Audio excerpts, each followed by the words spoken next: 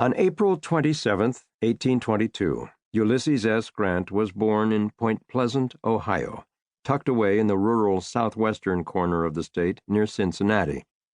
The tiny, boxy house, constructed of wood and painted white, stood a short stroll from the Ohio River, with Kentucky clearly visible on the far shore.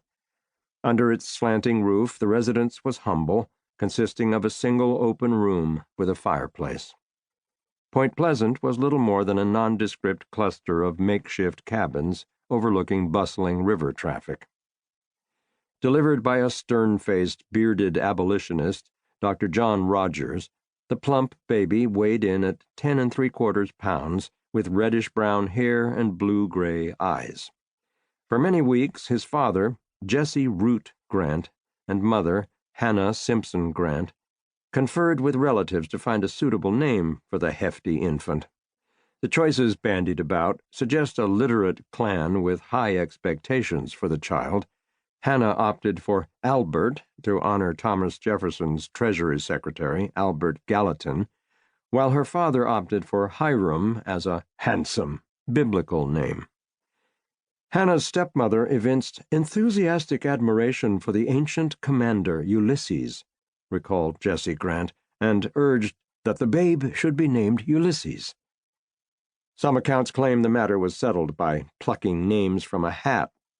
Whatever the case, the family agreed on Hiram Ulysses Grant, which translated into the unfortunate initials H.U.G. The boy would show a decided preference for Ulysses and gradually discard Hiram, especially when other boys teased him about his initials.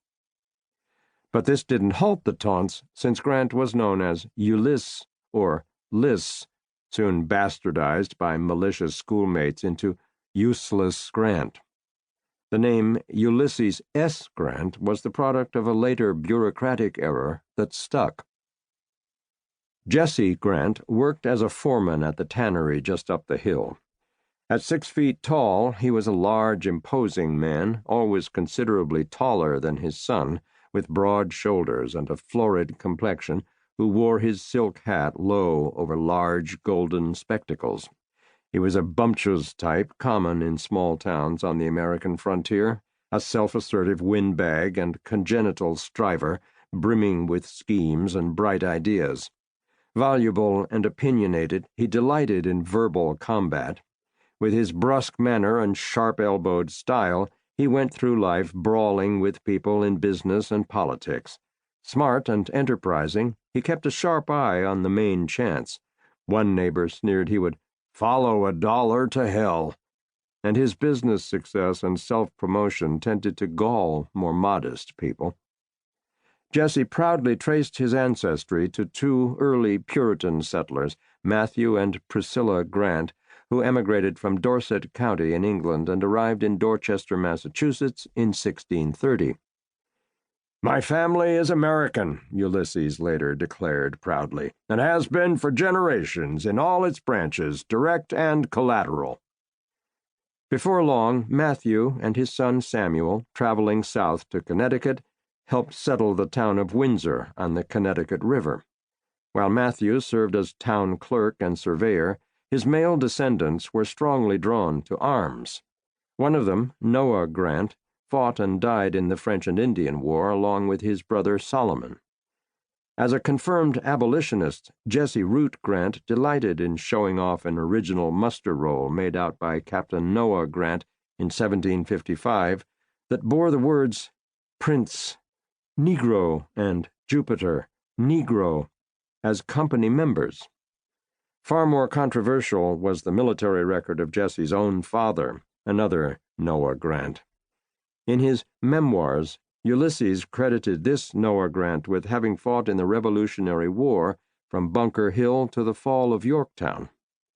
Unfortunately, no biographer has been able to unearth documentary evidence to substantiate this wartime service.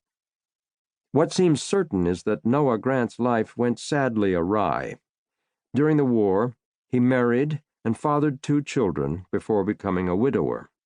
Then, afterward, he moved to western Pennsylvania, just east of Pittsburgh, where he married Rachel Kelly, a capable housewife who bore him several children, including Jesse. They ultimately moved to Deerfield, Ohio. When Rachel died in 1805, Noah was saddled with 7 children from 2 marriages. His father was born rich and died poor, Jesse maintained, because the long period of soldiering spoilt him for all financial business. Ironically, the charge Jesse later leveled at his eldest son. After his wife's death, Noah took to drink, depleting an ample inheritance. In Jesse's words, his father lost something of his self-control and acquired the fondness for stimulants, a fact worth flagging because of the hereditary component in alcoholism. As a result, Jesse Root Grant had to support himself from age 11, while the younger children were farmed out to relatives and neighbors. Jesse developed a robust streak of independence, defining himself in contrast to his shiftless, alcoholic father, and showing a chronic zeal for self-improvement.